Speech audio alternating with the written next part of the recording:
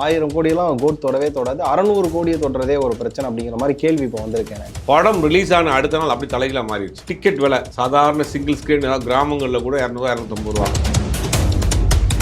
தேட்டருக்கெல்லாம் பார்த்தா அப்படியே உட்காந்துருச்சு படம். ஓவர்சீஸ்லேயும் பெருசாக படம் டாக் இல்லை.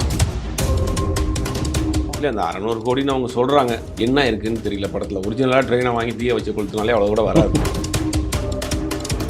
டிஏஜிங் 25 கோடி, ப்ரொடக்ஷன் காஸ்ட் ஒரு 100 கோடி ஆனா கூட 150 கோடிக்கு மேலே படம். 350 கோடி நம்புற மாதிரியா இருக்கு.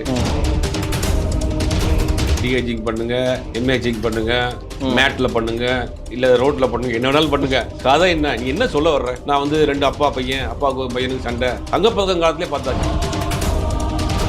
பெட்ரோலுக்கு மேலதான் கதை சொல்ல ஆரம்பிச்சு அந்த பையன் டார்ச்சர் பண்ணுறது. அப்பயே தெரிஞ்சிடும் இவன் வந்து டார்ச்சர் பண்ண போறான். விஜயனுடைய தலையீடு கோட் படத்தில் கண்டிப்பா இருக்கும். பர்டிகுலரா அவங்க அப்பாவுக்கு அவ்வளோ பிரச்சனையா, இல்ல இவருக்கு ஒரு பையனுக்குள்ள சஞ்சய்னு பேர் வச்சிருக்காரு, சஞ்சய்னு பேர் வச்சிருக்காரு. இதெல்லாம் டீ கோட் பண்ண வேண்டிய அவசியமே கிடையாது. தனியாக அவருக்கிட்டே ஒரு சீக்வன்ஸ் வச்சிருக்கலாம். அவருக்கு சோலா ஒரு ஃபைட் வச்சு இவர் போய் அதை வந்து ரெஸ்கியூ பண்ணி கொண்டு வந்து கை காமிச்சு போற மாதிரி ஒரு சீக்வன்ஸ் முடிச்சிருந்தாங்கன்னா தியேட்டர்ல விசில் பறந்துருக்கும். அவருக்கு பெரிய மரியாதையா இருக்கும். விஜயை வச்சு விஜய் வாயாலேயே ஒரு விஷயத்த ரொம்ப தெளிவாக வந்து அதை வந்து எக்ஸிக்யூட் பண்ணிட்டாரு சிவகார்த்திகேயன். இல்லை பார்ட் 2 ஏன் விஜய் வச்சே பண்ணணும் அர்த்தத்துக்கு, ஏன் சிவகார்த்திகேயன் வச்சு கூட கண்டினியூ பண்ணலாம் இல்லையா? ட்ரெயினில் வர்றாப்ல, சரி ட்ராக்ல ஓடிட்டு எப்படி ஒரு அபாரமான கற்பனை. மாஸ்கோக்கு போயிட்டு வந்து இங்கே வந்து பக்கா மெட்ராஸ் பாஷை பேசுறான். ஆமா, சின்ன வயசுல மாஸ்கோவில் வளர்ந்த பையன். எல்லாருமே பண்ணாங்க. தலையை முக்கியமான மேட்டர் இருக்கு. தலையை பத்தி நான் ஒரு விஷயம் வச்சிருக்கேன் படத்துல. தலைங்கிற வார்த்தையை வச்சிருக்காங்க, அவ்வளவுதான். அஜித் ரசிகர்களை உள்ள கொண்டு வரும், தோனி ரசிகர்களை உள்ள, கிரிக்கெட்ல ரசிகர்களை உள்ள கொண்டு வரும்.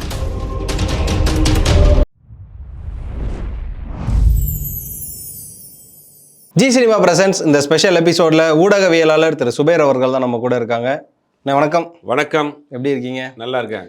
தமிழ் சினிமாவில் இருக்கக்கூடிய எவ்வளோ சினிமா விமர்சகர்கள் வந்து பார்த்தீங்க அப்படின்னா பொருளாதார ரீதியாக கோட் படம் கண்டிப்பாக ஒரு 1000 கோடியை வசூல் பண்ணிக்கணும் அப்படிங்கிற ஒரு பேச்சு இருந்தது. ஆனால் முதல் நாள் காட்சியை தாண்டினதுக்கு அப்புறமே கோட் வந்து வசூல் ரீதியாக பின் தங்கிடுச்சு அப்படிங்கிற ஒரு கருத்தும், படத்துக்கான பல கலவை விமர்சனங்களும், ரசிகர்களும் தான் இதுக்கு காரணம். 1000 கோடியெல்லாம் கோட் தொடவே தொடாது, 600 கோடியை தொடுறதே ஒரு பிரச்சனை அப்படிங்கிற மாதிரி கேள்வி இப்போ வந்திருக்கேன். இல்லை, நானே 1000 கோடி இந்த படம் தொடரும் நான் நிறைய சேனலில் பேசியிருக்கேன். ஏன்னா யாராவது பார்த்தா நீ தாண்டா சொல்லணும்னு யாராவது கமெண்ட் போட்டிருக்கூடாது. அதுக்காக 1000 கோடி பிஸ்னஸ் ஆகும். ஏன்னா படத்துக்கு அப்படி ஒரு ஓப்பனிங் இருந்துச்சு. ஃபர்ஸ்ட் டே எல்லாம் வந்து பெரிய எதிர்பார்ப்பு இருந்துச்சு. 1000 கோடி வர்றதுக்கு வாய்ப்பு இருக்குது அப்படின்றது தான் எல்லாருடைய கணக்கும் இருந்துச்சு. ஆனால் அந்த கணக்கு வந்து படம் ரிலீஸ் ஆன அடுத்த நாள் அப்படி தலைகளாக மாறிடுச்சு. அதுக்கு பல காரணங்கள். படம் வந்து ரொம்ப சுமாரான படம். டிக்கெட் விலை சாதாரண சிங்கிள் ஸ்க்ரீன் கிராமங்களில் கூட 200-250 ரூபா. அதுக்கு தேட்டருக்கு போகல. இப்படி பல காரணங்கள் அப்படி மொத்தமாக வந்து அந்த படத்தினுடைய கலெக்ஷன் நம்ம ஆயிடுச்சு. 2வது நெகட்டிவான விமர்சனங்கள் படம் பார்த்து வந்தவங்க போட ஆரம்பிச்சிட்டாங்க. இது ரெண்டும் சேர்ந்து தான் அந்த படத்தை இந்த 1000 கோடி இலக்கை அடைவிடாமல் பண்ணிடுச்சு. இப்போ நெட்டாக எல்லா பிஸ்னஸும் சேர்த்து அந்த இன்னொரு 10 நாள் கலெக்ஷன்லாம் சேர்த்து பார்த்தா ஒரு 600 கோடி ரூபாய்க்கு மேலே வர்றதுக்கு வாய்ப்பே இல்லை. அதாவது இந்த ப்ரீ பிஸ்னஸை சேர்த்துமே ப்ரீ பிஸ்னஸில் ஒரு 185 கோடி வசூல் பண்ணியிருக்குன்னு சொல்லியிருக்காங்க. எல்லாம் சேர்த்து நான் சொல்கிறேன், எல்லாம் சேர்த்துமே 600 தொடர்றதுக்கு வாய்ப்பு இல்லை இப்போ உள்ள நிலைமைக்கு. ஏன்னா வந்து தேட்டருக்கெல்லாம் பார்த்தா அப்படியே உட்காந்துருச்சு படம். ஓவர்சீஸ்லேயும் பெருசாக படம் டாக் இல்லை. இப்போ ட்ரோலாகவும் திருப்பி ஆரம்பிச்சிட்டாங்க சில சீன்ஸ்லாம் போட்டு. அப்படிங்கும் போது நல்ல வேலைக்கு இது வந்து 2 நாள் கழித்து வந்துச்சு படத்தினுடைய நெகட்டிவ். இந்த சாட்டர்டே சண்டே ஹாலிடேஸ் அதை வந்து 3 நாள் வந்து கலெக்ட் பண்ணதுனால இந்த 600 இல்லை மற்ற சிங்கிள் டே இருந்ததுன்னா அதிலும் சிக்கலாக மாட்டியிருக்கும் படம். ஏன்னா இந்த படத்தோட பட்ஜெட்டே கிட்டத்தட்ட 600 கோடி ரூபாய் அப்படிங்கிற மாதிரி அர்ச்சனா கல்பாத்தி சொல்லியிருப்பாங்க. ஒரு 400 கோடி 385 crores ப்ளஸ் ஜிஎஸ்டி வந்து இந்த படத்துக்கான ப்ரொடக்ஷன் செலவு மட்டும். இதெல்லாம் பார்த்தீங்கன்னா விஜய் அவர்களுக்கான சேலரி வந்து ஒரு 200 crores அப்படிங்கிறப்போ நியர்லி அதுவே ஒரு 600 crores இல்லை. அப்படிங்கிறப்போ அந்த 600 கோடியை தொட்டால் தானே இவங்க போட்ட பணமே உங்களுக்கு வரும். இல்லை, அந்த 600 கோடின்னு அவங்க சொல்கிறாங்க, இது நம்புற மாதிரி இருக்கு. 350 கோடி ரூபா பட்ஜெட் மட்டும், ப்ரொடக்ஷன் காஸ்ட்னு 350 கோடி ரூபா அப்படிங்கிறதுல அதில் என்ன இருக்குன்னு தெரியல. படத்தில் ஒரிஜினலாக ட்ரெயினை வாங்கி தீய வச்சு கொளுத்தினாலே அவ்வளோ கூட வராது. ஆனால் கேட்குறதுக்கு ஒரு நியாயம் வேணாமா? 350 கோடி ரூபா ஒரு படம் பட்ஜெட்னா என்ன ஆகுறது? ஒரு மாநிலத்தினுடைய ஒரு சின்ன நாட்டுடைய வருஷ பட்ஜெட் இது. 350 கோடி ரூபா பட்ஜெட் அப்படிங்கிறது 350 கோடி ரூபாய்க்கு எங்கே என்ன இருக்குது படத்தில்? பேங்காங்கில் ஒரு சாங் எடுத்துக்கிறாங்க, ஒரு ஃபைட் எடுத்துக்கிறாங்க. அப்புறம் வந்துட்டு மாஸ்கோவில் போய் ரஷ்யாவில் போய் இந்த ஒரு 2-3 சீன் எடுத்துக்கிறாங்க. மீதி என்ன இருக்குது படத்தில்? டிஏஜிங் பண்ணிட்டு அதுக்கு ஒரு அதிகபட்சமாக அதுக்கு ஒரு 10 கோடி செலவாயிருக்கும். டிஏஜிங் அவ்வளோதான் அதிகபட்சம் சொன்னாங்க. டிஏஜிங் என்ன 1000 கோடியாக செலவாக போது என்ன ஒரு சின்ன போஸ்டர்ஸ் பண்ணியிருக்க போகிறாங்க. 10 கோடி 25 கோடி கூட வைங்கண்ணே. டிஏஜிங் 25 கோடி, ப்ரொடக்ஷன் காஸ்ட் ஒரு 100 கோடி ஆனா கூட 150 கோடிக்கு மேலே படம். 350 கோடி நம்புற மாதிரியா இருக்குது. ஒரிஜினலாகவே உண்மையை சொன்னால் ஒரு ட்ரெயினை வாங்கி தீய வச்சு எழுத்தாலே அவ்வளோ போகாது. அப்படிங்கும் போது படத்துக்கு ஒரு ஹைப் ஏற்றுறதுக்காக நாங்கள் 350 கோடி செலவு பண்ணோம், 200 கோடி செலவு பண்ணோம் அப்படின்னு ஒரு படத்தை வந்து ஒரு ஹைப் பண்ணுறதுக்காக சொல்கிறாங்க. அதுக்கெல்லாம் யார் போய் இப்போ நம்ம கேட்டவொடனே கணக்காக கேட்க போகிறோம், இல்லை கணக்கும் கேட்க போகிறோம், மாதிரி இன்கம் டேக்ஸ் போய் இது பண்ண போகிறோம், அடிச்சு விட்றது தான். அப்படிங்கும்போது அந்த பட்ஜெட்டுங்கிறது ஒரு கேள்விக்குறி தான் ஃபஸ்ட்டு. இந்த 1000 கோடிங்கிறது எதிர்பார்த்தது தான். பட்டு ஏன்னா ரொம்ப எதிர்பார்ப்பு இருந்துச்சு, அரசியலுக்கு பிறகு வர்றாரு அப்படிங்கிற மாதிரி எதிர்பார்ப்பு நிறையா இருந்துச்சு. படம் சுமார் தியேட்டர் ஓனர் பண்ண வேலைகள் எல்லாம் சேர்ந்து படத்தை வந்து இப்போ இந்த நிலைமை கொண்டு வந்து விட்டுருச்சு. இப்போ நான் எல்லார்ட்டையும் ஒரு கருத்து இருக்குது, என்ன அப்படின்னா அந்த படத்தை ஒரு ஃபெஸ்டிவல் ரிலீஸ் பண்ணியிருந்தா வசூல் வர்றதுக்கான வாய்ப்புகள் இருக்குது, ஒரு தீபாவளி ரிலீஸ் பண்ணியிருக்கலாம் அப்படிங்கிற ஒரு கருத்து இருந்தது. அதுக்கும் ரொம்ப மாதம் கிடையாது, இன்னும் ஒரு மாதம், இது செப்டம்பர், அக்டோபர் எண்டில் வந்து தீபாவளி அப்படிங்கிற பட்சத்தில் நீங்கள் தீபாவளிக்கு இது ரிலீஸ் பண்ணியிருக்கலாம் அப்படிங்கிற கருத்து வந்துருச்சுல வசூல் ரீதியாக. இல்லை, தீபாவளினா தீபாவளி காம்படிஷன் படம் நிறையா இருக்குது. அமரன் ஒரு பக்கம் இருக்குது, விடாமுயற்சி ஒரு பக்கம் இருக்குது. அப்போ அந்த படம் அப்போலாம் வந்து அந்த படம் ரொம்ப பின்னாடி போயிருக்கும். கோட்டை இந்த 2 ஆப்ஷன் இருக்குல்ல, இப்போ ஆப்ஷன் இல்லாமல் பார்க்குற ஆட்கள் இருக்காங்க. இப்போ ஃபெஸ்டிவல் அன்றைக்கி படம் பார்க்கணுன்னு போகிறப்ப 3 படம் 3 வெரைட்டி ஆஃப் இருந்ததுன்னா சுமாராக இருக்குன்னா அந்த படத்தை போவாங்க. அது ரொம்ப பின்தங்கி போயிடும். அது நல்ல யோசனை தான். இது அவங்க பண்ணது வந்து சிங்கிளாக வந்துடுவோம், தேட்டர் அதிகமாக கிடைக்காது, ரெண்டாவது ஆப்ஷன்ஸ் நிறையா இருக்குது. அப்படிங்கும்போது படம் வந்து அது வந்து ரொம்ப அடி வாங்கியிருக்கும். அவங்க அதெல்லாம் தெளிவான இந்த வேலையை பண்ணியிருக்காங்க. அப்போ இது மூலமாக நம்ம எதை தெரிஞ்சுக்கலாம் அப்படிங்கிற ஒரு விஷயம் வருதுன்னா, ஒரு பக்கம் வந்து மகாராஜா படத்தை நம்ம எடுத்துக்கோனேன், விஜய் சேதுபதியோட 50வது படம், பெரிய கேஸ்டன் குரூவெல்லாம் கிடையாது, படம் நல்லா இருந்தது அப்படிங்கிற ஒரு கருத்து இருக்கும்போது அதுவே ஒரு 200 கோடி கிராஸ் ஓவரால் 210 கோடி ஓவரால் கிராஸ் பண்ணியிருக்கு. இப்போ பார்த்தீங்கன்னா கோட் இப்போ அண்மை நிலவரப்படி ஒரு 300 சில்லற கோடி தான் வசூல் பண்ணியிருக்கின்றப்போ விஜய் சேதுபதி படம் வந்து 200 கோடி, நம்ம விஜயோட படம் வந்து ஒரு 350 கோடி அப்படின்ற பட்சத்தில் கதை இங்கே முக்கியமாயிடுச்சு இல்லை? இப்போ கண்டிப்பாக கதை தான் முக்கியம், ஹீரோலாம் முக்கியம் கிடையாது. ஹீரோ கிடையாது. டெக்னாலஜிக்கு டிஏஜிங் பண்ணுங்க, எம்ஏஜிங் பண்ணுங்க, மேட்டில் பண்ணுங்க, இல்லை ரோட்டில் பண்ணுங்க, என்ன வேணாலும் பண்ணுங்க. கதை என்ன, நீ என்ன சொல்ல வர்ற அதை சொல்லு. முதல்ல 3 மணி நேரம் நீ படம் பார்க்க வச்சப்போ ஸ்கிரிப்ட் இல்லாமல் எப்படி படம் பண்ணுவீங்க? தமிழ் சினிமாவில் பார்த்து பழகி புளிச்சு போன ஒரு கதையை தூக்கிட்டு வந்து டிங்கரிங் பட்டி பார்த்து நான் வந்து 2 அப்பாவுக்கு பையனுக்கு சண்டை, தங்கப்பதக்கம் காலத்திலே பார்த்தாச்சு. விவேக் ஒரு படத்தில் தண்ணியை குடி அந்த மாநிலே பார்த்தாச்சுங்கிற மாதிரி தங்கப்பதக்கம் காலத்திலே பார்த்தாச்சு. அப்பா போலீஸுக்கு ஸ்ட்ரிக்டான ஆஃபீஸராக இருப்பார், பையன் திருடனாக இருப்பான். இதெல்லாம் ஒரு ஒரு பேசிக் இது ஒரு கதை வேணாமா உங்களுக்கு? அவங்க என்ன கால்குலேட் பண்ணியிருப்பாங்க, அது 2K கிட்ஸாக இருக்காங்க, இந்த படம்லாம் தெரியாது அப்படின்னு இப்போ தான் டிவியில் அடிக்கடி பார்த்துட்டானுங்க இந்த படங்கள்லாம். அது இந்த கதை தப்பான கதை ஃபஸ்ட்டு. ரெண்டாவது ஸ்க்ரீன் பிளே ஃபஸ்ட் ஹாஃப் வரைக்கும் ஏதோ கொண்டு போகிறாங்க. ஃபஸ்ட் ஹாஃப்லாம் பர்டிகுலராக இந்த சீன்லாம் கை தட்டணுங்கிறதுக்காக வைக்கப்பட்ட சீன்கள், கதைக்கு சம்மந்தம் இருக்கோ இல்லையோ, ஒரு ஓப்பனிங், ஒரு ஹைப் வைக்கிறது, ஒரு பாட்டு வைக்கிறது, ஒரு ஃபைட் சீக்வன்ஸ் வைக்கிறது, எல்லாமே அந்த மாதிரி கொண்டு போகிறது. இளையராஜா அதுக்கு படத்தை உள்ள ஆட்களை கொண்டு வரதுக்கு, இளையராஜா ஆடியன்ஸை கொண்டு வரதுக்கு இளையராஜா ரீமிக்ஸ் சாங்கு, விஜய் அஜித்துடைய ரசிகரை கொண்டு வரதுக்கு அஜித்துடைய டைலாக்கு, கிரிக்கெட் பிளேயர்ஸை கிரிக்கெட் ரசிகர்களை கொண்டு வரதுக்கு அது என்னென்ன வேலைகள் இருக்கோ மேலே அந்த சின்ன வேலைகள் பூரா பண்ணிவிட்டு கதையில் விட்டாங்க, திரைக்கதையில் விட்டாங்க. அது படம் வந்து பெருசால். இதுதான் வந்து நிஜம். ஏற்கனவே இந்தியன் 2 வாங்குச்சு, இதே மாதிரியான அடி வாங்குச்சு. இது ஒரு பாடம். நீங்கள் 200 கோடியில் எடுங்க, 300 கோடியில் எடுங்க, ட்ரெயினை தீய வச்சு கொளுத்துங்க, ஃப்ளைட்டை வச்சு எறிங்க, என்னாலும் பண்ணுங்கள். கதை என்ன இருக்குது, திரைக்கதை என்ன இருக்குது, 3 மணி நேரம் எப்படி நீங்கள் கொண்டு போவீங்க? நீங்கள் வேர்ல்டு சினிமா நம்ம பார்த்துட்டு இருக்காங்க ஆடியன்ஸ். கண்டிப்பாக. அப்படிங்கும் போது நீங்கள் தங்கப்பதக்கம் கதையை வந்து தங்கப்பதக்கம் கொண்டு வந்து வச்சா எப்படி பார்ப்பாங்க? அப்படிங்கும் போது இது வந்து 2வது குலோனிங்கில் சொல்லியிருக்கிறோம். அது வந்து நான் சஸ்பென்ஸாக வச்சுருக்கோம். எங்களுக்கு புரியணும்ல, முதல்ல வரவன் பூரா டிக்ஷனரியோடய அந்த படம் பார்ப்பேன். என்ன சொல்ல வரையே சொல்லிட்டு 3 மணி நேரம் 1000 பிரச்சனை அவனுக்கு. ஒரு படம் பார்க்க வந்தால் நான் வந்து செகண்ட் ஹாஃபில் சொல்லுவோம், பார்ட் 2ல் சொல்லுவோம், இதில் வந்து குலோனிங் இருக்கணும், நீங்கள் ஒரு சீனை கூட மிஸ் பண்ணாமல் பார்க்கணும், நோட் பண்ணி எழுதி வச்சு கேட்பேன், இன்ட்ரோல் முடிஞ்சோன்னா கொஸ்டின் கேட்போம்லாம் சொல்ல முடியுமா? அது வந்து நீங்கள் ஒரு என்டர்டைன்மெண்ட்டாக மகாராஜன் படம் போச்சுன்னா ஒரு புதுசான ஒரு கதையாக இருக்குது. அதில் பெருசாக காதல் காட்சிகள் கிடையாது, ஒரு ஃபார்முலாட்டாக பார்க்கக்கூடிய ஒரு கதை கிடையாது. அது மக்கள் பிடிச்சிச்சு. சைலண்ட்டாக 200 கோடி கலெக்ட் பண்ணி போயிடுச்சு அந்த படம். இந்த ஆர்ப்பாட்டமே கிடையாது. அவங்க யாரும் 300 கோடி சொல்லலை, அவங்க அந்த படத்துக்கு யாரும் டிஏஜிங் பண்ணல, மாஸ்கோவில் போய் ஷூட் பண்ணல, தாய்லாந்தில் போய் ஷூட் பண்ணல, இத்தனை ஸ்டாரை நடிக்க வைக்கல, இத்தனை இன்டர்வியூ கொடுக்கல, இவ்வளோ ஹைப்பை கிரியேட் பண்ணல. ஆனால் படம் 200 கோடி கலெக்ஷன். அப்போ படம் நல்லா இருந்தால் ஓடுங்கிறதுக்கு சமீப காலம் வரக்கூடிய படங்கள் ஒரு உதாரணம்.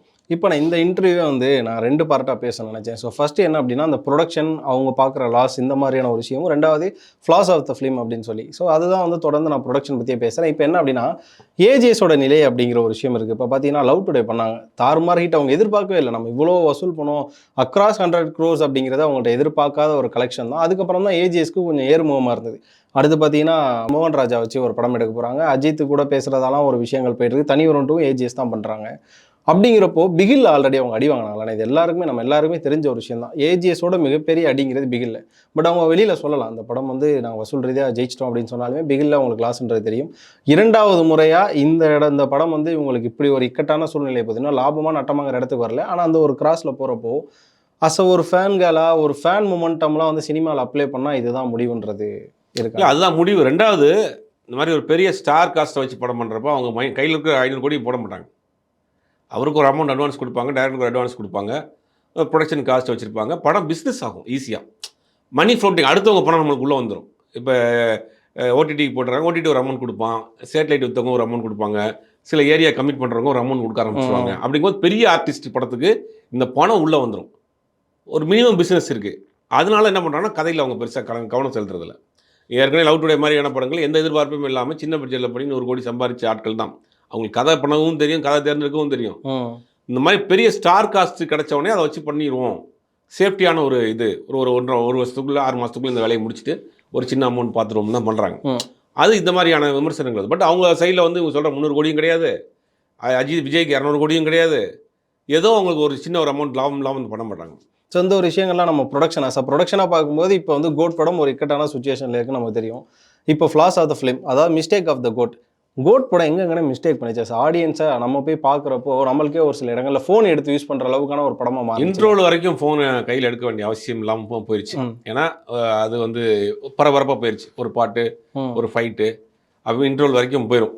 இன்ட்ரோலுக்கு பிறகு தான் அவங்க கதையே ஓப்பன் பண்ணுறாங்க. அங்கே தான் தடுமாற்றமே. ஏன்னா கதை தான் நாட்டிட்டு போக முடியும். ஆமாம், இன்ட்ரோலுக்கு பிறகு நீங்கள் ஃபோன் எடுக்கலாம், வெளியில் போகலாம், பக்கத்தில் இருக்க ஆள்கிட்ட பேசலாம், என்ன வேணாலும் பண்ணலாம். இன்ட்ரோல் வரைக்கும் போயிடும். படத்தை 2 பார்ட்டாக பிரிச்சு வரும். இன்ட்ரோலுக்கு முன்னாடி வரைக்கும் எப்படி என்டர்டெயின்மெண்ட்டாக கொண்டு போக முடியுமோ, கதையெல்லாம் இல்லை. அங்கங்கே அதை நீங்கள் தனித்தனி சீனாகவே பார்க்கலாம் படத்தை. அது தனித்தனி சீனாக பார்க்கலாம், தனித்தனி ஷார்ட்ஸாகவே கூட பார்க்கலாம். அப்படி தான் இருக்கும் படம். அங்கே ஒரு ஓப்பனிங் சீனாக ஒரு ஃபைட் சீக்வன்ஸு ஃப்ளைட்டில் ட்ரெயினில் எடுத்துருப்பாங்க, மேலே வந்து ஹெலிகாப்டர் வந்து பாம்பு போடுவாங்க, உள்ளே தப்பிச்சு போவாங்க, பின்னாடி எரிஞ்சிக்கிட்டு இருக்கும், தப்பிச்சு போகிறோம். அதெல்லாம் பார்த்தா ஒரு வீடியோ கேம் பார்க்குற மாதிரி இல்லை ஜாலியாக இருக்கும். சரி, அது முடிஞ்சவொடனே அப்படி பார்த்தா இந்த பக்கம் அந்த ஃபைட் முடிஞ்சவொடனே ஒரு சாங்கு நல்லா தேட்டரில் உட்காந்து பாரில் பப்பில் ஒரு சாங் ஆடுற மாதிரி ஒரு சாங் பார்க்கலாம். சாங் முடிஞ்சவொடனே ஹஸ்பண்ட் அண்ட் ஒய்ஃப் சின்ன சின்ன காமெடி போஸ்டர்ஸ்லாம் இருக்கும். அது முடிஞ்சோடனே பேங்காங் ட்ரிப்பும்பாங்க. இப்படி படம் வந்து அப்படி போயிட்டே இருக்கும். தனித்தனியாக இருக்கும். அதில் எதுவுமே கதை சொல்ல மாட்டாங்க. எதுலையுமே அது வரைக்கும் கதையே இருக்காது. இன்ட்ரோலுக்கு மேலே தான் கதை சொல்ல ஆரம்பித்து அந்த பையன் டார்ச்சர் பண்ணுறது. அப்பயே தெரிஞ்சிடும் இவன் வந்து டார்ச்சர் பண்ண போகிறான், இவர் வந்து பழி வாங்க போகிறாரு, கடைசியில் அப்பா தான் ஜெயிப்பாருங்கிறது இன்ட்ரோல் முடிஞ்சவொடனே நமக்கு கெஸ் பண்ணிட முடியும். அதுக்கு பிறகு போகிறது தான் ரொம்ப ஒரு மாதிரி நெளியலாக போகும். அப்போ இந்த படத்துக்கு முக்கிய காரணம் வந்து கதை தான். கதை படத்தில் பெருசாக இல்லை, அது பார்த்து பழக்கப்பட்ட கதை. திரைக்கதையில் பெரிய தொய்வு. இப்போ சொல்கிறாங்கல்ல, இப்போ இந்த ஒரு விஷயத்த பொதுவில் சொல்லும்போது மாநாடு படம் வந்து வெங்கட் பிரபு வேறு மாதிரியான ஒரு படமாக கொடுத்தாரு. அப்போ இது வந்து வெங்கட் பிரபுவோட கதையிலலாம் தவறு இருக்காது, விஜயோட தலையீடு உள்ளே இருக்கும் அப்படிங்கிற ஒரு கண்டிப்பாக இருக்குல்ல. கண்டிப்பாக விஜயினுடைய தலையீடு கோட் படத்தில் கண்டிப்பாக இருக்கும். கடந்த 3 படத்தை பார்க்குறப்பே கண்டிப்பாக தெரிஞ்சிடும். அப்பா பையன் கதை தான் 3 படம் வரிசையாக நடிக்கிறாங்க. வாரிசு, லியோ, இது 3மே அப்பா பையன் கதை தான். அப்படிங்கும் போது இவர் அதை பர்டிகுலராக அவங்க அப்பாவுக்கு அவ்வளோ பிரச்சனையா இல்லை இவருக்கு ஒரு பையனுக்குள்ள சஞ்சய்னு பேர் வச்சிருக்காரு, சஞ்சய்னு பேர் வச்சிருக்காரு, இதெல்லாம் டீகோட் பண்ண வேண்டிய அவசியமே கிடையாது. ஓப்பனாகவே தெரியுது. அப்படிங்கும் போது இவர் ஏதோ ஒரு மன வருத்தத்தில் இருக்கிறாரா, அதை போக்கிக்கிறதுக்கு அதாவது நம்ம காதல் தொழிலாம் காதல் கதை எழுதுவாங்கல்ல, அந்த மாதிரி வீட்டு பிரச்சனையை படமாக பண்ணுறாரோ அப்படிங்கிற மாதிரி. அவர் காசுல தானே பண்ணணும், அது அவர் காசுல இல்லை பண்ணணும். படம் போடுறதுக்கு ஆள் ரெடியாக இருக்காங்களா ப்ரொடியூசரு? அவர் காசில் பண்ணால் அவருக்கு போடுறதுக்கு ஆள் ரெடியாக இருக்காங்க. இல்லை ஏன்னு சொல்கிறேன்னா விளையாட்டுக்காக சொல்ல, இந்த 3 படத்தையும் பார்க்குறப்ப ஒரே மாதிரி இருக்குது. இப்போ அப்பாவுக்கும் அவருக்கும் ஒரு பிரச்சனை என்னங்கிறது ஊருக்கே தெரியும். அவருக்கும் ஒரு பையன் தனியாக படம் பண்ணுறாரு, அந்த ஒரு பிரச்சனை. அப்போ அப்பா ஃபேமிலிக்குள்ளே நடக்கக்கூடிய ஒரு இன்ஸ்டண்ட்டை அவர் திருப்பி படமாக பண்ணிகிட்டு இருக்காரோன்றது தான் தெரியுது. அப்போ கண்டிப்பாக அவருடைய தலையீடு இல்லாமல் எப்படி இருக்கும்? இப்போ ஸ்டார்டிங்கில் பார்த்தீங்கன்னா விஜயகாந்தோட ஒரு ஃப்ரேமுக்காக எல்லாருமே வெயிட் பண்ண ஒரு மொமெண்ட் இருந்து எப்படியாவது கேப்டனை நம்ம பார்த்துடணும் அப்படின்னு சொல்லி. ஸோ அந்த கேப்டனோட ஒரு ஏஐ டெக்னாலஜியுமே வந்து ரசிகர்களுக்கு பாதி பேருக்கு வந்து ஒரு மாதிரி டென்ஷன் ஆன மாதிரி தான். காரணம் என்னன்னா, அவ்வளோ நேரம் விஜயகாந்த் அவர்கள் நல்லா காட்டிட்டு திடீர்னு அந்த ஒரு ஸ்கின்னை ரிமூவ் பண்ணுற மாதிரியான ஒரு சீன்லாம் நிறைய பேர் வந்து கிரிட்டிக்லாம் எழுத ஆரம்பிச்சிட்டாங்க. இருந்தாலும் விஜயகாந்தை வந்து நீங்கள் எப்படி காமிச்சிருக்க தேவையில்லை, நீங்கள் வந்து ஒரு ரெஸ்கியூ மாதிரி காமிச்சிருக்கலாமே, விஜயகாந்த் ஒரு ஹீரோவாகவே நீங்கள் மறைச்சிருக்கலாம், ஒரு கெஸ்ட் அப்பியரன்ஸ் பண்ண சொல்லி மறைச்சிருக்கலாம். த்ரிஷாவுக்கு ஒரு நல்ல ரோல் கொடுத்துருக்கீங்க, ஒரு ஒரிஜினல் ரோல் கொடுத்துருக்கீங்க, ஆனால் விஜயகாந்துக்கு மட்டும் ஸ்கின்னை ரிமூவ் பண்ணுற மாதிரியான ஒரு இடம் தேவையான்னு இருக்காங்களே. இல்லை, எல்லாருடைய ஆதங்கமும் அதுதான். ஏன்னா அவர் இறந்த பிறகு அவரை ஸ்க்ரீனில் பார்க்குறங்கும் போது ஒரு எல்லாருக்கும் ஒரு பெரிய ஒரு ஒரு ஒரு ஒரு ஆரவாரத்தோடு பார்க்குறாங்க, இல்லை ஒரு எதிர்பார்ப்போடு பார்க்குறாங்க. தனியாக அவர்கிட்டே ஒரு சீக்வன்ஸ் வச்சுருக்கலாம். அதே ட்ரெயின் பிளாக்ல விஜய் போய் மாட்டிக்கிற மாதிரி இவர் வந்து காப்பாற்றி கூட்டு வர மாதிரி அந்த சீன் அப்படியே கொஞ்சம் மாற்றிருந்தா தியேட்டர் பின்னி எடுத்துருக்கும் கிளாப்ஸ். அவர்கள் சோலா ஒரு ஃபைட் வச்சு அந்த நேரம் விஜய் அந்த ட்ரெயினில் மாட்டிக்கிற மாதிரி மோகன்கிட்ட இவர் போய் அதை ரெஸ்கியூ பண்ணி கொண்டு வந்து கை காமிச்சு போகிற மாதிரி அதை ஒரு சீக்வன்ஸ் முடிச்சிருந்தாங்கன்னா தியேட்டரில் விசில் பறந்துருக்கும், அவருக்கு பெரிய மரியாதையாக இருந்திருக்கும். அவருக்கு இங்கே நான் அடுத்து விஜயகாந்துக்கு பிறகு நான் தாங்கிற மாதிரி நிறைய டீகோட் பண்ணியிருக்காங்க படத்தில். விஜயகாந்துக்கு பிறகு நான் தான் அப்படிங்கிற மாதிரி அதை மாஸ்க் ரிமூவ் பண்ணுறது, விஜய்க்கு பிறகு சிவகார்த்திகேயன்கிறதெல்லாம் படத்துக்கு தேவையில்லாத ஆணிகள் தான் எல்லாமே. இப்போ நான் அதை தானே அடுத்த கேள்வியை கேட்கணும்னு நினச்சேன். நீங்கள் ஒரு வேலையாக முக்கியமாக போகிறீங்க, இந்த இடத்த நான் பார்த்துக்கிறேன், இந்த வேலையை நான் பார்த்துக்கிறேன் அப்படின்னு சிவகார்த்திகேயன் சொல்கிறதா இருக்கட்டும், இதெல்லாம் வெங்கட் பிரபுவே விஜய் அவர்கள் இடத்துக்கு சிவகார்த்திகேயனை தள்ளி கொண்டாந்து வைக்கிறாரு. அவரோட அதாவது என்னோட பங்கு பாதி, நீ ஆல்ரெடி விஜய் இடத்துக்கு தான் ட்ரை பண்ணுற, என்னோட பங்குக்கு நான் கொஞ்சம் உனக்கு கொண்டாந்து வைக்கிறேங்கிற மாதிரியான ஒரு விஷயம் பண்ணுறாருன்னு ஒரு டாக்ஸ் போதில்ல. வெங்கட் பிரபுவை அந்த இடத்துக்கு சிவகார்த்திகேயன் தள்ளி விட்டாப்ல. அப்படி எடுத்து அப்படிதான் எடுக்கணும். ஏன்னா வெங்கட் பிரபுவும் சிவகார்த்திகேயனும் ஒரு படம் ஆரம்பிக்க போகிறாங்க. அந்த நேரத்தில் தான் இந்த படம் வாய்ப்பு வருது. அப்போ இதை முடிச்சுட்டு வந்துருங்க, நான் சேர்ந்து அடுத்த படம் அதுக்கு நான் வேற படம் பண்ணிட்டு வரேன் ஒரு மீச்சுவலில் தான் 2 பேரும் போகிறாங்க. சரி, போய் இவர் விஜய் படம் பண்ணுறாரு, இவர் வேற ஒரு படம் பண்ணுறாரு, திருப்பி அடுத்த படம் 2 பேரும் சேர்ந்து பண்ண போகிறாங்க. இதுதான் அவங்களுடைய அக்ரிமெண்ட்டு. இந்த படம் பண்ணிட்டு இருக்கப்ப அடுத்த விஜய் இதோட போறாரு, இந்த படத்தில் தான் அனௌன்ஸ் பண்ணுறாங்க, எல்லாம் நடந்ததெல்லாம் தெரியும். அப்போ அந்த இடத்த இவருக்கு பிடிக்கணும்னு ரொம்ப நாள் ஆசை. அதை என்ன பண்ணோன்னா எப்படியாவது நம்ம விஜயை வச்சே இதில் என்னப்பா கோட்டில் யார் கோட் ஆனதுன்னா விஜய் தான். விஜயை வச்சு விஜய் வாயாலேயே ஒரு விஷயத்த ரொம்ப தெளிவாக அதை எக்ஸிக்யூட் பண்ணிக்கிட்டாரு சிவகார்த்திகேயன். அதுக்கு வெங்கட் பிரபுவை பயன்படுத்திட்டு வெங்கட் பிரபு விஜய் எல்லாத்தையுமே சிவகார்த்திகேயன் பயன்படுத்திட்டார், அப்படி தான் சொல்லணும். ஆனால் இப்போ அவர் இந்த 2 படத்தில் போகிறாரு, 2 படத்தில் போகிறாருன்னு பொதுவாகவே இந்த கோட் படத்துக்கு எதிர்பார்ப்பு இதில் தான் வந்துச்சு. நம்ம எல்லாருக்குமே இந்த ஒரு எதிர்பார்ப்பு வந்தது. ஏன்னா கடைசி கமர்ஷியல் லாஸ்ட் படங்கிறனால அது கமர்ஷியலாக இருக்காது, அது ஒரு பொலிட்டிக்கல் ஹிஸ்ட்ரி அப்படிங்கிறது நமக்கே தெரியும், ஹச் வினோத் இயக்குறது. அப்படிப்பட்ட ஒரு கமர்ஷியல் படம் சொல்லி இவ்வளோ எதிர்பார்ப்பு எடுக்கப்பட்டதில் பார்ட் 2க்கான லீட் கொடுத்து முடிச்சிருக்காங்கல்ல, அப்போ எந்த ஒரு நம்பிக்கையில் அதை கொடுத்து முடிச்சிருப்பாங்க? இல்லை பார்ட் 2 ஏன் விஜய் வச்சே பண்ணணும்னு அர்த்தம் இருக்குது. ஏன்னா க்ளோனிங் பண்ணுறது விஜய் தானே வச்சுக்கலாம். அந்த க்ளோனிங்கில் வேற யாராவது வச்சு பண்ணலாம் இல்லையா? விஜய் மாதிரி அந்த போர்ஷன் க்ளோனிங் மட்டும் தூக்கிட்டு அப்படியே கண்டினியூ பண்ணலாமே. மோகன் மற்ற ஆட்களை வச்சு ஏன் சிவகார்த்திகேயன் வச்சு கூட கண்டினியூ பண்ணலாம் இல்லையா, ஒரு லீடை எடுத்துட்டு. ஏன்னா அங்கே உள்ள க்ளோனிங்கில் இருக்கக்கூடிய அந்த பாடி பார்த்தீங்கன்னா அப்படியே விஜயோட அமைப்பு அந்த ஃப்ரெண்ட்ஸ் பட கிளைமேக்ஸில் இருப்பாங்க. இல்லை அதை அப்படியே ஃப்ரீஸ் பண்ணிட்டு இறந்து போன மாதிரி ஏதோ ஒன்று காமிச்சிட்டு அந்த கதையோட லீட் எடுத்துட்டு சிவகார்த்திகேயன் பண்ணலாம் இல்லையா. இந்த மோகன் சிவகார்த்திகேயன் அடிச்சுட்டு தப்பிச்சு போகிற மாதிரி ஒன்று இவர் தேடி போகிறாரு ஏதோ அப்படின்னு ஒரு கதையை நம்மளே கதை எழுதிடலாம் போலயே. கதையெல்லாம் கொஞ்சம் டீகோட் அப்படிங்கிறப்போ நம்ம சொல்லுவோம்ல இந்த லாஜிக் மிஸ்டேக்கு இன்னும் கொஞ்சம் இன்டெப்த்தாக அந்த கோர் அப்படிங்கிற விஷயம். இப்போ இந்த கைதி படத்தை நம்ம எடுத்துக்கிட்டோம் அப்படின்னா என் பொண்ணு இந்த ஹாஸ்டலில் இருக்காங்க அப்படின்றப்போ அந்த தோடு உடையிற சீனாக இருக்கட்டும், அந்த பொண்ணுகிட்ட ஃபோன் பேசுகிற மூமெண்ட்டாக இருக்கட்டும், பொண்ணை பார்க்குறதுக்காக காலைல போகிற மூமெண்ட்டாக இருக்கட்டும், கிளைமேக்ஸில் ஃபுல்ஃபில் ஆகிடும். அந்த ஜெயிலரில் இருக்க அந்த அம்மா அவங்க பொண்ணை கூட்டாந்து விட்டுருவாங்க. ஓகே, அந்த பொண்ணுக்காக அப்பா அவ்வளோ கஷ்டப்பட்டுருக்காரு போகிறாருங்கிற ஒரு கோர் கண்டென்ட், எல்லா கண்டென்ட்டுக்குமே பேக்கில் ஒரு ஸ்ட்ராங்கான இன்புட் இருக்கும். ஆனால் இங்கே கோட்டில் பார்த்தீங்கன்னா ஒரு ஸ்ட்ராங்கான இன்புட் இல்லைங்கிற மாதிரி ரொம்ப விளையாட்டாகவே இருக்கும். சொல்ல போனால் பிரசாந்த் வருவார், அவனை ஃபோன் பண்ணிக்கிட்டே இருந்தேன், நீ எடுக்கல, அதனால தான் நான் ரஷ்யா வந்துட்டேன் அப்படின்னுவாரு. ஸோ இதெல்லாம் எப்படி இந்த காலகட்டங்கள் நம்ம எப்படி எடுத்துக்கிறது? அதை காட்டில் ஒன்னொரு சீன் இருக்கு, சொல்லுவேன். அந்த மெட்ரோ ட்ரெயினில் நம்ம உள்ள போனால் 1000 செக் பண்ணி உள்ள வருவாங்க. ஆனால் பைக்கில் எனக்கு அதுவும் எந்த ஸ்டாப்னா இங்கே நம்ம அந்த மெட்ரோ ட்ரெயினில் வராப்ல. சரி, ரயில்வே ஸ்டேஷனுக்குள்ள ட்ரெயினில் வந்தீங்கன்னா கூட பரவாயில்ல, ட்ராக்குள்ள ஓடிட்டு வராரு. என்னப்பா இது கண்ணாடியை உடைச்சு அது டனலில் போகுது. ஆமாம், குகையில் மெட்ரோ ட்ரெயின் போகுது, பின்னாடி 2 வீலரில் விரட்டி போகிறாப்புல. வீடியோ கேமில் பார்த்தாலும் நமக்கு பகிர்ந்தாயிரும். அதுவும் நம்ம சென்னை மெட்ரோ இவ்வளவுக்கும் நான் அந்த நந்தன மெட்ரோல தான் அடிக்கடி போறேன். அங்கே செக்யூரிட்டி எப்படி இருக்குன்றது நம்ம ஒரு பேக் எடுத்துட்டு போய் 1000 பேர் ஸ்கேன் பண்ணி தான் உள்ள வருவாங்க. பைக்கில் எப்படி உள்ள போனா அப்படின்னு தெரியல, டனலுக்குள்ள எப்படி ட்ராக்ல எப்படி வண்டி ஓட்டி போனா, அந்த ட்ராக்ல ஓடி போய் அந்த ட்ரெயினை உடைச்சு உள்ள போய் ஜெயராம கொள்றதுன்னு ஒரு சீக்வன்ஸ்னா எப்படி ஒரு அபாரமான கற்பனை. அதெல்லாம் லாஜிக் மிஸ்டேக் படத்துல எக்கச்சக்கமா இருக்கும். ரெண்டாவது அவர் ஒரு இன்டெலிஜென்ட் இன்டர்நேஷனல் ஸ்குவாட் ஏஜென்ட்ன்றாங்க. அவருடைய பையனே அவருக்கு தெரியாத, அந்த அங்கே தாய்லாந்தில் அந்த பையன் இறந்து போயிட்டாருன்னு ஒரு பாடியை கொடுக்குறாங்க, இவர் வாங்கிட்டு வந்துடுறாரு. அவருடைய பையனே அவருக்கு தெரியாதா? அங்கே போஸ்ட்மார்ட்டம் பண்ணாமல் கொடுத்துருப்பாங்களா? அங்கேயும் ஒரு மிஸ்டேக். சரி, அதை விட அந்த பையன் மாஸ்கோவுக்கு போயிட்டான். மாஸ்கோவுக்கு போயிட்டு இங்கே பக்கா மெட்ராஸ் பாஷை பேசுகிறான். ஆமாம், சின்ன வயசுலேருந்து மாஸ்கோவில் வளர்ந்த பையன், அவன் எப்படி மெட்ராஸ் பாஷை பேசுகிறான்? அவனுக்கு அங்கே உடனே பார்த்தா அங்கே அப்பான்னு கண்டுபிடிச்சிட்டாரான். அதுக்கு பின்னாடி ஒரு சீன் வைக்கிறாங்க. அது வேணும்னே மோகன் அனுப்பிச்சிருக்கிறாருன்னு, அதை கூட ஏற்றுக்கலாம். திடீர்னு நான் டீனரில் இருந்தேன், வெஸ்ட் வந்துட்டேன்ற மாதிரி இங்க உடனே மாஸ்கோக்கு உன் ஃபோன் எடுத்து எடுக்கல நேரம் வந்துட்டேன்றாப்ல. எப்போ டிக்கெட் போட்டீங்க, எப்போ விசா வாங்கினீங்க, எப்போ போனீங்க, அவ்வளோ எதுவுமே இல்லை படத்தை. லாஜிக் மிஸ்டேக்ஸு நிறையா இருக்குது. இந்த ட்ரெயின்ஸ் இதாக இருக்கட்டும், இந்த பிரசாந்த் இதாக இருக்கட்டும், தாய்லாந்தில் அந்த பையனோட பாடி கொடுக்குற சீக்வன்ஸாக இருக்கட்டும், எல்லாமே நிறைய மிஸ்டேக்ஸ், லாஜிக் மிஸ்டேக்ஸ் நிறையா இருக்குது. அந்த வெங்கட் பிரபுவோட கேஸ்ட் அண்ட் குரூன்னு சொல்லுவாங்க. ஒரு பக்கம் அவரோட ஃப்ரெண்ட்ஸ் கேங்கை நம்ம விட்டுருவோம், ஒரு பக்கம் இந்த பிரேம்ஜியா இருக்கட்டும், வைபவா இருக்கட்டும், இவங்களாம் ஒரு பக்கம் வச்சிட்டாலே, இன்னொரு பக்கம் வந்து அதில் காப்பா ரோல் பண்ணியிருக்க ஒருத்தர் நமக்கு தெரியும். நம்ம மங்காத்தா கிளைமேக்ஸில் இது மாதிரி இங்கே தான் இருக்கார் விநாயக இதை பிடிச்சிட்டேன் அப்படின்னு சொல்லிட்டு ஒருத்தர் நடிச்சிருப்பார்ல. அவர் தொடர்ந்து பார்த்தீங்கன்னா மாநாட்டில் வந்திருப்பார். அப்படிங்கிற பட்சத்தில் இந்த இடத்துலையுமே காப்பா அவர் சூட்டபிள் இல்லாத ஒரு ரோல், அதான் யாரை வேணா தூக்கி எந்த ரோலில் வேணால் போட்டலாம் அப்படிங்கிற ஒரு விஷயம், மக்கள் எல்லாத்தையும் பார்த்துருவாங்கன்ற ஒரு விஷயத்தில் வெங்கட் பிரபு யோசிச்சாரா அப்படிங்கிற ஒரு கேள்வி இருக்குன்னு. அதான் பஞ்சு சுப்பு பஞ்சு சுப்பு வந்து அவங்க ஃபேமிலி ஃப்ரெண்டு, அவங்க 2 பேரும் பஞ்சு அருணாச்சலத்தினுடைய பையன் பாசங்கர் பாஸ்கரன்ல டாக்டராக பண்ணியிருப்பாரு. ஆமாம், இவங்கெல்லாம் வந்து வெங்கட் பிரபுனுடைய ப்ராப்பர்ட்டி, செட் ப்ராப்பர்ட்டி மாதிரி அவரெல்லாம் படமே பண்ண மாட்டார். பற்ற அவங்களோட இருப்பாங்க. நீ என்ன போலீஸ் அடிக்கிறியா, வேணாம் நான் போலீஸில் ஆனாயா, எனக்கு வந்து அந்த கேரக்டர் கூட அவங்களா பேசி பிரித்து எடுத்துக்கிறது. ரைட்டு அந்த மாதிரி பிரித்து எடுத்துக்கிறான். பிரேம்ஜி வந்து நான் இந்த ரோல் தான் பண்ணுவேன் அப்படி ஸ்கிரிப்ட் எழுதுறப்பே உட்காந்து அவங்களாம் பேசி அதெல்லாம் விட்டுருங்க. அதான் வந்து அது டேரக்டருடைய சாய்ஸ். அது நம்ம ஏற்றுக்கிறீங்களா இல்லையாங்கிறதெல்லாம் படத்தை நீங்கள் வந்து ட்ரெயினை நீங்கள் ஓடுற கையில் ஒத்த கையில் நிப்பாட்ட ட்ரெயின்லாம் பார்த்துருக்கீங்க.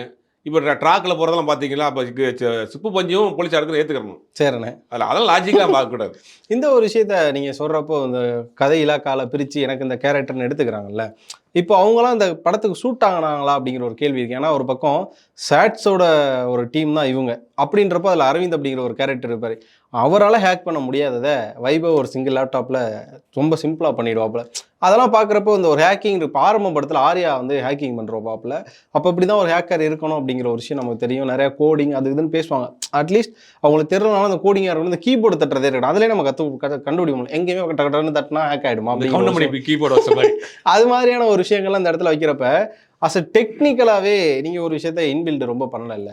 இல்லை அது என்னன்னா அது நம்ம அப்படி புரிஞ்சுக்கணும். ஒரு இன்டர்நேஷனல் டெரரிஸ்ட்டுக்கு வந்து எல்லாமே தெரியும்.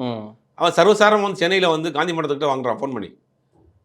அவன் மாஸ்கோலையே வந்து கிட்டத்தட்ட ஒரு 20 வருஷம் வாழ்ந்தவன். நம்மளே 10 நாளைக்கு ஊருக்கு போய் திருப்பி வந்தோம்னா ரோட்டில் கிராஸ் பண்ணி போக முடியாது, எங்கே இருக்குது எங்கன்னு தெரியாது. அவன் காந்தி மண்டபத்துக்கிட்ட வாம்பான், எக்மோர் ஸ்டேஷன்கிட்ட வாம்பான், சர்வசாரமாக போவானுங்க, மேப்பு கூட பார்க்க மாட்டான். இப்போ அந்த வைபவுக்கு அவன் யார், அவன் எப்படி கரெக்டாக தமிழ் பேசுகிறான், அவன் இங்கே எப்படி இருக்கிறான், அவன் பேக்ரவுண்ட் என்னங்கிற கேரக்டர் ஓப்பன் பண்ணியிருக்க மாட்டாங்க. பார்த்தா இவன் ஃப்ரெண்டு, இவன் ஒரு டெரரிஸ்ட்டு, இவன் ஒரு இன்டர்நேஷனல் டெரரிஸ்ட் அப்படின்னு மட்டும் காட்டுறாங்க. ஆனால் பக்கா தமிழ் பேசுவான், சென்னையில் இருக்க எல்லா ஏரியாவும் தெரியும். எப்படி அல்ல ஒருவேளை அவன் இங்கே தான் இருக்கிறான், அவங்களோட லிங்க்கில் இருக்காங்கிற மாதிரி ஏதோ ஒரு லீடாக வச்சுருக்கலாம். அதுவும் கிடையாது. டக்குன்னு அந்த கேரக்டர் ஓப்பன் பண்ணுவாங்க. பார்த்தா அவன் வந்து ஒரு லேப்டாப் எடுத்து வச்சுட்டு ஆக்ட் பண்ணுவான், எல்லா வேலையும் பண்ணுவான், சென்னையில் எல்லா ஏரியாவுக்குள்ளேயும் போவான். பார்த்தா ஒரு ரூமில் தங்கியிருப்பான். அவன் எங்கேருந்து வந்தான், யார் எந்த ரூமை போய் பார்த்தா தானே இன்னும் கொடுமையாக இருக்கும். ஆக்சுவலாக பார்த்தீங்கன்னா ஒரு இன்டர்நேஷனல் டெரரிஸ்ட் அவங்கள்ட்ட எவ்வளோ காசு இருக்குமோ நமக்கே தெரியும். டெரரிஸ்ட் பேக்கப்பில் எவ்வளோ பணம் இருக்கும்னு தெரியும். பிளாக் மார்க்கெட்டே அவங்க கையில் தான் இருக்கும். ரூம்குள்ளே போனால் ஒரு கைத்துக்கட்டில் போட்டு மேலே பெட்ஷீட்டை போட்டு வச்சிருக்கோம். சந்தே வரக்கூடாதுல்ல, மறு வச்சிருக்கணும்ல. ஆமாம், அதுக்காக படத்தில் வந்து ஏகப்பட்ட லாஜிக் மிஸ்டேக்ஸ். அவங்க முழுக்க ரசிகர்களை வந்து திருப்திப்படுத்தணும், அங்கங்கே கிளாப்ஸ் வாங்கணுங்கிற ஒரே தாட் தான் ஒழிய இந்த மாதிரி லாஜிக்கு கதைலாம் விஜய் கால் ஷீட் கிடச்சி கதையெல்லாம் என்னையா, நம்ம 4 ஃபைட் 4 பாட்டு யுவன் சங்கர் ராஜா. இந்த விஜயோட கால் ஷீட்டுக்குன்னு ஒரு ஒர்த்து இருக்குல்லண்ணே, இப்போ அந்த ஒரு ஒர்த்தை அவங்க வேஸ்ட் பண்ணிட்டாங்க தானே நமக்கு தோணுது. கண்டிப்பா, ஏன்னா இதை வச்சு கடைசி படம் நிறைய விஷயங்கள் பண்ணியிருக்கலாம். ஏகப்பட்ட எதிர்பார்ப்புகள் இருக்கு. ஒரு பொலிட்டிக்கல் சட்டையர் கூட பண்ணியிருந்தா படம் பிச்சுக்கிட்டு போயிருக்கும். இந்த படத்தை யாரையும் இது பண்ணாமல் ஒரு பொலிட்டிக்கல் சட்டையர் மாதிரி கூட பண்ணியிருக்கலாம். இல்லை நிறைய கதைகள் இருக்குது சொல்லியிருப்போம். ஒரு ரைட்டர்ஸ் ஏகப்பட்ட ரைட்டர்ஸ் இருக்கிறாங்க. ராஜேஷ்குமார் மாதிரி இருக்கிறாங்க, எஸ் ராமகிருஷ்ணன் மாதிரியான ஆட்கள் இருக்கிறாங்க. யார்ட்டையும் அந்த மாதிரி ஒரு கிரைம் ஆக்ஷன் சப்ஜெக்ட் கதை இருந்தால் கொடுங்கன்னா அவங்க 100 கதை கொடுப்பாங்க. அதில் ஒரு சப்ஜெக்டை ஒன்று எடுத்து ஸ்க்ரீன் ப்ளே பண்ணிட்டு போங்களேன். உங்களுக்கு எதை போட்டு உடைக்க சொல்கிறா. ஏஐயில் வந்து விஜயகாந்தை காமிச்சாங்கன்னு பார்த்தா விஜயகாந்த் படத்தை ஏஐயில் எடுத்து வச்சிருக்காங்க. அதை சொல்லுங்க, அதுதானே ஒரு முக்கியமான விஷயம். விஜயகாந்த் படத்தை ஏஐயில் விஜயகாந்த் வர்றாரு, விஜயகாந்த் வர்றாருன்னா நம்ம ஆனால் வெங்கட் பிரபுட்ட வந்து நம்ம வந்து ஒரு பாராட்டணும். நம்ம வந்து இந்த நேரத்தில் ஒரு நன்றி சொல்லணும். எதுக்குண்ணே டீகோட் கொடுத்துட்டாப்புல முதலையும். அதாவது விஜயகாந்த் ஏஐயில் வர்றாரு, அப்போ இது விஜயகாந்த் படம் தான், நாங்கள் ராஜதுரை தான் எடுக்க போகிறோங்கிறத நம்ம முன்னாடி சொல்லியிருக்காப்புல. நம்ம தான் அதை புரிஞ்சுக்கிறாம விட்டுருக்காங்க. ராஜதுரைன்னு விஜயகாந்த் படம் எப்படி எஸ் ஏ சந்திரசேகர் படத்தையே பையன் அப்பா பையனுக்கு போட்டுருக்காப்புல பாருங்க. அதெல்லாம் கில்லி தான். அதுக்கெல்லாம் ஒரு தனி திறமை என்னென்ன அதெல்லாம் பண்ணியிருக்காப்புல. அது என்னன்னா நம்ம இவ்வளோ விமர்சனம் பண்ணாலும் கூட ஏன் இவ்வளவு ஸ்டார் காஸ்ட் இவ்வளவு செலவு வச்சு இந்த மாதிரி வந்து நீங்கள் விட்டுட்டீங்க. ஒரு சிம்பிளாக ஒரு 10 லட்ச ரூபா ஒரு ரைட்டருக்கு கொடுத்தா போதும். அவர் 1000 கதை கொடுத்துருப்பார். உங்களுக்கு இந்த மாதிரி கிரைம் சப்ஜெக்ட் வேணுமா, இந்த கிரைமில் 10 எடுத்துக்கங்க, ஆக்ஷன் வேணுமா ஆக்ஷனில் 10 எடுத்துக்கன்னு தூக்கி போட்டிருப்பார். அதில் ஏதாவது ஒரு கதையை எடுத்து நல்ல சயின்டிஃபிக் ஸ்டோரிலாம் நிறைய வச்சுருக்காங்க, நிறைய ரைட்டர்ஸ் இருக்காங்க. அதில் ஒரு கதையை எடுத்து அழகாக ஸ்கிரிப்ட் பண்ணியிருந்தீங்கன்னா இன்னும் படம் வந்து நீங்கள் காலகாலத்துக்கு பேசக்கூடிய படமாக இருந்துடும். இன்றைக்கெல்லாம் இந்தியன் ஒன்று நம்ம பேசுகிறோம், அந்த வர்மா சம்பந்தப்பட்ட விஷயம்லாம் ஒன்றும் பேசுகிறோம் அப்படின்னா சுஜாதாவோட ரைட்டிங் ஸ்கில் தான். அப்போ நீங்கள் ஒரு ரைட்டரை வந்து நீங்கள் அதான் வந்து அவள் தான் வந்து உங்களுக்கு கோர். ஆமாம், அதுல இருந்து தான் பில்டிங் ஏறும். இப்போ ஒரே மலையாள சினிமாலாம் ரைட்டரை வச்சு தானே கதை எழுதி. லெவல் கிராஸ்னு ஒரு படம், அந்த படத்தில் 4 பேர் தான் ஆர்டிஸ்ட். படம் 1.5 மணி நேரம் 2 மணி நேரம் தான் ஓடும். ஆனால் அவ்வளவு திரும்ப ஒரு திரும்பினா கூட அந்த சீன் மிஸ் ஆயிரும். மலையாள படம் அது என்னென்னா அந்த கதை ஒரு புது களம், புது கதை, பெருசாக இது இல்லை அப்படிங்கும் போது நம்மளுக்கு வந்து பார்க்க புதுசாக இருக்கும். திருப்பி வந்து அரசமாகவே அரைச்சி நீங்கள் விஜய் டேட் கிடச்சிருச்சு, ஓகே யுவன் சங்கர் ராஜா பக்கத்தில் இருக்காப்புல, தூக்கி போட்டு நம்ம டீம்லாம் இருக்குது, தூக்கி உள்ளே போடு, என்ன கதை பார்த்துக்கலாம் பின்னாடி அப்படின்னு ஆரம்பிக்கப்பட்ட படம் மாதிரி தான் இருக்குது. இப்போ நான் அந்த படத்துலேயே நம்ம பார்த்துருவோம், கிளைமேக்ஸில் வந்து நீ யாரோட ஃபேன்மா அப்படின்னா தலை அப்படின்னு சொல்லி அந்த பொண்ணு சொல்லுவாங்க, அந்த ஜீவிதா அப்படிங்கிற கேரக்டரில் நடித்த பொண்ணு. அதில் ஆக்சுவலாக தலன் மீன் ஆகிறது நம்ம வந்து அஜித் அவர்கள் எடுத்துக்கிறது, ஆனால் அந்த கிரவுண்டில் அந்த சுச்சுவேஷனில் இருக்கக்கூடிய டோனி எடுத்துக்கிறதாங்கிற ஒரு விஷயம் இருக்குல்ல. அப்போது நீங்கள் 2 in 1 ஒரு கேரக்டர் இன்சர்ட் பண்ணி அது வந்து தலை அப்படிங்கிற மாதிரி கன்வே ஆகணும், மங்காத்தா பிஜிஎம் போட்டு இங்கே வந்து தலை டோனியை காட்டுற மாதிரியான ஒரு சீக்வன்ஸை அதை எப்படி எடுத்து 2 பக்கம் காம்ப்ரமைஸ்ன்னு எடுத்துக்கலாம். காம்ப்ரமைஸ் இல்லை, 2 ஆடியன்ஸ் உள்ள வாங்க படம் பார்க்கன்றது. சரி, ஆரம்பத்துலேருந்து இந்த ப்ரொமோஷனை ரொம்ப தெளிவாக பண்ணாங்க. தலை அப்படிங்கிற ஒரு ப்ரொமோஷன் அஜித் ரசிகர்களே வந்து உள்ளே கொண்டு வரணும், அவங்க மிஸ் ஆகிடக்கூடாது, ஓப்பனிங்கில் அவங்களும் இருக்கணும் அப்படிங்கிறத ரொம்ப தெளிவாக அந்த கல்பாதி அர்ச்சனாவும் பண்ணாங்க, இவங்களும் இவரும் வெங்கட் பிரபு எல்லாருமே பண்ணாங்க. தலை முக்கியமான மேட்டர் இருக்குது, தலையை பற்றி நான் ஒரு விஷயம் வச்சுருக்கோம் படத்தில், தலைங்கிற வார்த்தையை வச்சுருக்காங்க, அவ்வளோதான். அதை வந்து மூமெண்ட் இருந்தாங்க. இந்த படத்தில் தலை பேசுகிற டைலாக் ஒன்று இருக்குது, அது பேசுவார் அவர், அது கேட்டோன்னே அவர் 4 தானே அது, அதனால் விஜயும் பேசுவார், இவரும் பேசுவார், நிறையா பேசினாங்க. அதெல்லாம் படத்தை ஒரு ஹைப் கொடுத்து அந்த இதாக எந்த தரப்புல இருந்தும் மால் வெளியே போய் விஜயகாந்தனுடைய ரசிகர்கள், விஜயகாந்துக்கு பிறகு அவரை பார்க்கக்கூடிய நினைக்கக்கூடியவர்கள் உள்ளே கொண்டு வரணும், அஜித் ரசிகர்களை உள்ளே கொண்டு வரணும், அதே போல் வந்துட்டு தோனி ரசிகர்களை உள்ள கிரிக்கெட்டில் ரசிகர்களை உள்ளே கொண்டு வரணும். இப்படி படத்தை எப்படியெல்லாம் வந்து அதை ப்ரொமோட் பண்ண முடியுமோ பண்ணணும் வேலையில் கரெக்டாக பண்ணாங்க. அது என்னதான் கொண்டு வந்தாலும் கதைங்கிற ஒரு விஷயமும் வந்து பெருசாக நகர்த்தி போக மாட்டேங்குது. ஃபைனலாக ஒரு விஷயம் கேட்கணும்னு நினைக்கிறேன். எப்போதுமே நம்ம எல்லாம் பார்த்துருப்போம், விஜய் நடித்த நிறைய படம் குருவி, வில்லு, சுறா, வேட்டைக்காரன், இது மாதிரியான படங்கள் வந்து பல விமர்சனம் வந்திருக்கு. படம் தோல்வி படம் அமைஞ்சாலுமே அந்த படத்தில் எஸ்பெஷலாக இருக்கக்கூடிய எல்லாமே சாங்ஸ் தான். விஜய் பட சாங்ஸ்னாலே வந்து ஆல் டைம் ஃபேவரட்டாக இருக்கும். பீஸ்ட் படம் பயங்கரமான ரிவ்யூ வந்தது. ஹலமதி போ வந்து இப்போ வரையும் ஓப்பனிங் சாங் வந்து ஒரு பயங்கரமான சாங் கிடையாது. அப்படிங்கிறப்போ இந்த படத்தில் மியூசிக் அண்ட் சாங்ஸ்லாம் எப்படி நான் ஒட்டுனுச்சா படத்தில்? ரீரெக்கார்டிங் ஓகே, சரி, ஏதோ இப்போ யுவன் தேர்த்திருக்காப்புல, ரொம்ப எதிர்பார்த்துருந்தோம் ரீரெக்கார்டிங் விஜய் யுவன் வந்து பெருசாக பண்ணியிருப்பாருன்னு. ஆனால் ஓகே, சாங் வந்து மற்ற சாங் மட்டும் ஓரளவுக்கு தேட்டரில் மேட்ச் பண்ணுற மாதிரி இருக்குது. அப்புறம் அந்த சாங் வந்து ரீமிக்ஸ் பண்ணியிருக்காங்க தேட்டரில் திருப்பி, நம்ம அந்த புதுப்பேட்டை வரியானு, ஆமாம், அதை வந்து கொஞ்சம் பண்ணியிருக்காங்க, அதை மிக்ஸ் பண்ணி போடுறதுனால அது கொஞ்சம் போகுது, சரி ஓகே தான். ஆனால் வந்து மற்ற படங்களை லியோலாம் கம்பேர் பண்ணுற அளவுக்கு இல்லை. லியோனா அந்த சாங்லாம் அப்படியே ஒரு மாதிரி டெம்ப்ட் ஏற்றிக்கிட்டே இருக்கும், அந்த பாட்டெலாம், அந்த ரீரெக்கார்டிங்காக இருக்கட்டும், அது அந்த அளவுக்கு இது இல்லை, அது நம்ம சொல்லி தான் ஆகணும். மியூசிக் சைடில் ரொம்ப ஒரு ஃப்ளாஸ் தான் இருக்குது. இப்போ நான் இது மாதிரியான விமர்சனங்கள்லாம் விஜய் அவர்கள் காதுக்கு போகுமா, கூப்பிட்டு பேசுவார் ஏதாச்சும்?